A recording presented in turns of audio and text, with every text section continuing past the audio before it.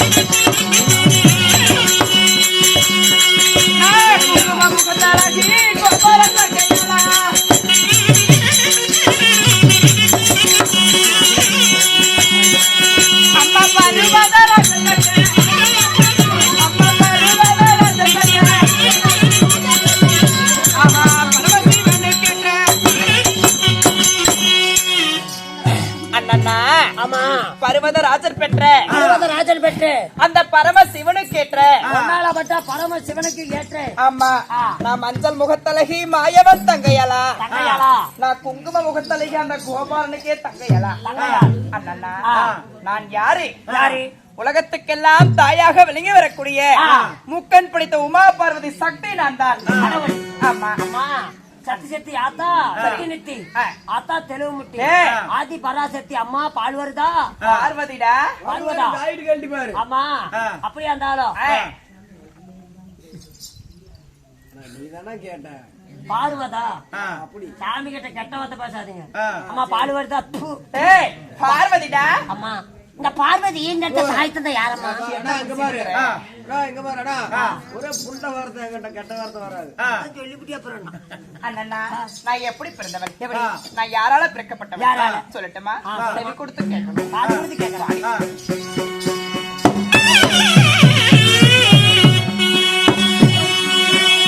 அவன் உலகம் பிறக்கும்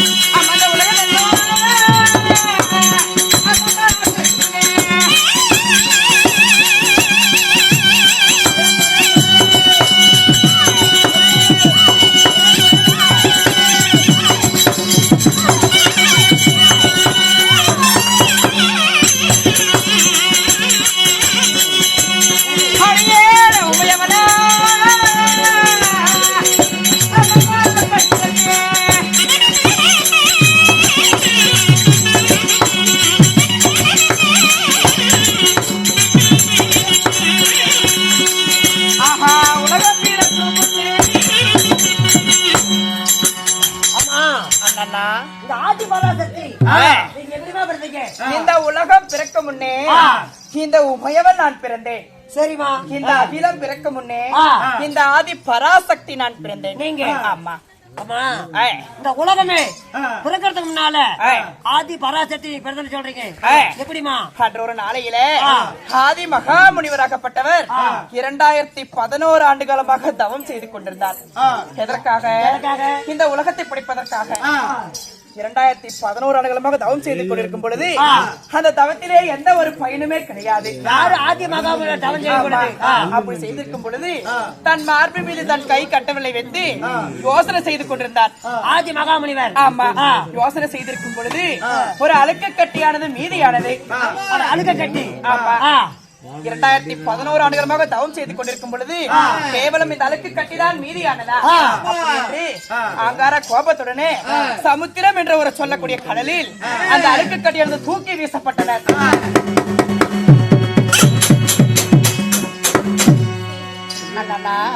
அப்படி தூக்கி வீசிய உடனே அந்த சமுத்திரம் என்ற உடைய கடலில் ஓம் என்ற ஒரு சொல் பிறந்தது. அந்த சொல்லிலே முக்கன் பிடித்த உமையவள் பராசக்தி நான் பிறந்தேன். நீங்க? ஆமா. சபாஸ். நான் பிறந்த உடனே எப்படி அந்த ஆதி மகாமுனிவரிடம் போய் கேட்டேன். நீங்க என்னவென்று? அப்பனே ஆதி மகாமுனிவரே, என்னை எதற்காக பிறக்க வைத்தீர்கள்? என்ன காரணம்? ஆமா. அப்படி என்று கேட்கும் பொழுது இந்த உலகத்தை படிப்பதற்காக உன்னை பிறக்க வைத்தேன் அப்படி என்று ஆதி மகாமுனிவராகப்பட்டவர் சொன்னார். சொல்லிருக்கும் பொழுது நான் அதற்கு என்னவென்று சொன்னேன். நானே ஒரு காலோட சுவார செய்ய ஒரு கம்பநாட்டி பொம்பளை போய் இந்த உலகத்தை படிக்க முடியுமா? எப்படிமா முடியும்? ஆமா. ஒரு பொம்பளையா இருந்தாலும் ஒரு ஆண் துணை தேவை அப்படி என்று ஆதி மகாமுனியிடம் கேட்கும் பொழுது, பெண்ணே கவலைப்பட வேண்டாம், நான் ஒரு 3 மந்திரத்தை தருகிறேன். 3 மந்திரம்? ஆமா. அப்படி என்று சொன்னார். என்னென்ன மந்திரம்? அகார உகார ஓங்கார என்ற மந்திரத்தை தந்து அந்த மந்திரத்தை உச்சரித்து இந்த உலகத்தை படிப்பாயாக என்று சொன்னார். அகார உகார ஓங்கார சொல்லக்கூடிய மந்திரம்? ஆமா. அவர் சொன்னபடியாக முதலாவது மந்திரத்தை உச்சரித்து ஒரு பாலகனை பிறக்க செய்தேன். பாலகனை? ஆமா. அம்மா என்று வந்தார். ஐயோ, நம்மளுக்கு இன்னும் திருமணமே ஆகவில்லையே, நம்மள அம்மா என்று வரானே, பாக்குற நாடு நகரம் என்ன பேசும், ஊருசான என்ன பேசும்? இந்த பொம்பளை கண்ணு கல்யாணமா களத்துல தாலியே இல்ல, யார்கிட்ட போய் பிள்ளை வாங்கினாலா தெரியல, நல்லா இருப்பாளா நாசமா போயிருவா, டெம்போல அடிக்கடி செத்து போயிருவா, எங்க வீடு குட்டிச்சவரா போயிரும். அவங்க சொல்றாங்களா நீ சொல்றியடா? இல்ல அவங்க அப்படி பேசிவாங்க அண்ணா. அப்படி சொன்ன உடனே முதலாவது மந்திரத்தை உச்சரித்து ஒரு பலனை பிறக்க செய்தேன். அம்மா என்று வந்தவனை நான் என்ன செய்தேன்? நானே பிறந்தவள் முக்கண்ணோடு என் நெற்றிக்கண்ணை திறந்து அந்த பலனை அப்போதே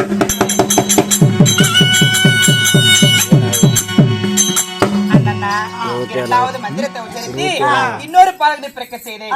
அடியே என்று வந்தான்.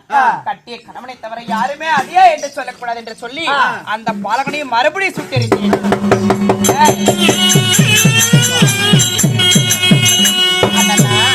மூன்றாவது மந்திரத்தை உச்சரித்து ஒரு பாலகனை பிறக்க செய்தேன். பொறு தங்கா என்று வந்தான். தங்கா என்று வந்தவரை என் அண்ணனாக ஏற்றுக்கொண்டேன். அவர்தான் நந்தநந்தன நாராயணன் நந்த கோபால கண்ணன். ஸ்ரீமந்த நாராயணன் தான் என்னுடைய அண்ணனாகப்பட்டவர். சரிமா.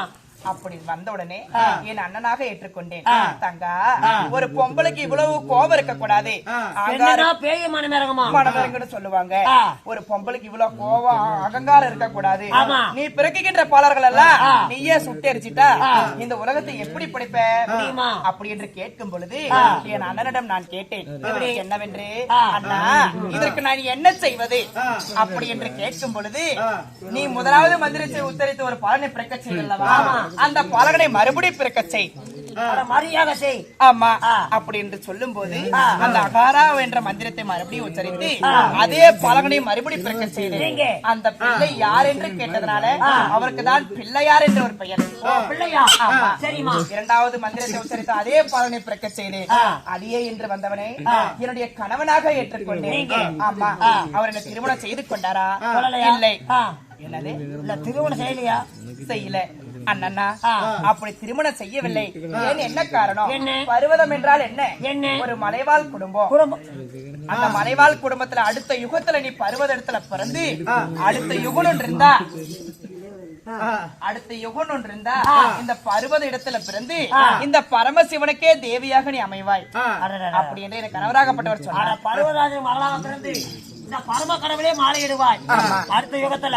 ஆமா அப்படி சொன்ன உடனே அப்ப இந்த யுகத்துல நீ தான் ஒன்னாலப்பட்ட சிவபெருமான படைச்சீங்க. ஆமா அடுத்த யுகத்துல அவர் மாலை பெத்த தாயை கல்யாணம் பண்ண முடியுமா? நீ கட்டிக்குவியா உங்க அம்மாவை? நீ கட்டிக்குவியா உங்க அம்மாவை? ஐயா எங்க அம்மாலாம் व्यसனம் பிடிச்சிக்கிட்டாயா. ஏன்டா செத்து போயிட்டேன். நல்லா இருக்கு. அது வெத்தலை பாக்கு புயல போட்டுட்டாயா. புயல தொண்டையில மாட்டி புண்டவீங்க செத்து தொண்டவீங்கடா கெட்டவாத அண்ணா அப்படி இருந்தாலும் எனக்கு லவ்க்குன்னு கொடல நான் சொல்றேன். ஒரு 100 ரூபாய் சேர்த்து கூட வாங்கிக்கான். லவ்க்குன்னு மண்டை உடஞ்சு பேர் அப்படியே சாஞ்சு பேர் கவத்தை போட்டு கட்டாடே. நேரம் ஆகாத குடலுக்கு துறக்குது. அண்ணா அப்படி இருந்தாலும் எனக்கு திருமணமாகி விட்டது. 2011 நேத்திரம் படித்த உலகத்துக்கெல்லாம் படியெழுந்து வரக்கூடிய அந்த எம்பெருமான் பரமசிவனையே திருமணம் செய்து கொண்டேன். நீங்க திருமணம் செய்திருந்தாலும் எனக்கோ 2 குழந்தைகள். யார் யார்? ஆணை முகத்தோட ஒரு குழந்தை, அழகு முகத்தோட ஒரு குழந்தை. யாரு? அழகா இருப்பதுதான் உலகத்திலே தமிழ் கடவுள். உலகத்துக்கெல்லாம் தமிழ் கடவுள் முருகப்பெருமான் தான் என்னுடைய இளைய மகன். ஆணைமுகம் படுத்தவன். உலகத்துக்கெல்லாம் முச்சந்தியில் இருக்கக்கூடிய அந்த விநாயக பெருமான் தான் என்னுடைய மூத்த மகன். ஆமா அப்படி இருந்தாலும் நீ ஓடி ஓடி வந்திருக்கிறியே, என்ன காரணம்? உனக்கு என்ன தொழில்? எனக்கும் சக்தி தரக்கூடிய தொழில். சக்தி தரக்கூடிய தொழில். எத்தனை இன்ச்சு சட்டி கொடுப்ப? ஒரு செடி வச்சா அதுக்கு சத்தி இருந்தா தானே வளரும். தண்ணி இருந்தா தான் வளரும். சத்தியில எப்படி வரும்? தண்ணி இருந்தா எப்படி செடி வரும்? சத்தியில அது எப்படி வரும்? ஒரு மரம் வைக்கிறோம். அது விதை வேணுமா மரம் வேணுமா? என்ன வேணும்? எது வேணும்? விதைத்தான் வேணும். மரலாத எப்படி விதை வந்துச்சு? மரத்துல தான் கீழே வந்துச்சு. விதலாத எப்படி மரம் வந்துச்சு? எனக்கு 2மே இருக்குது. நான் நிக்கிறேன். எனக்கு விதை இருக்குது, மரம் இருக்குது. உனக்கு நிக்கிறதுக்கு சத்து வேணும்ல? ஆமா. அதுக்கு என்ன பண்ணுவ? எலும்பு வேணும். எலும்புக்கு சத்து வேணும்ல? எலும்புக்கு சதை வேணும். சதைக்கு சத்து வேணும்ல? சதைக்கு சத்து ரத்தம் வேணும். ரத்தத்துக்கு சத்து வேணும்ல? அந்த சத்து எங்க இருந்து வரும்? அதுதான் நானு. ஆமாடி நீ சத்தி சத்தி கொடுப்பண்டா. யாரு நினைச்சுக்கிறா?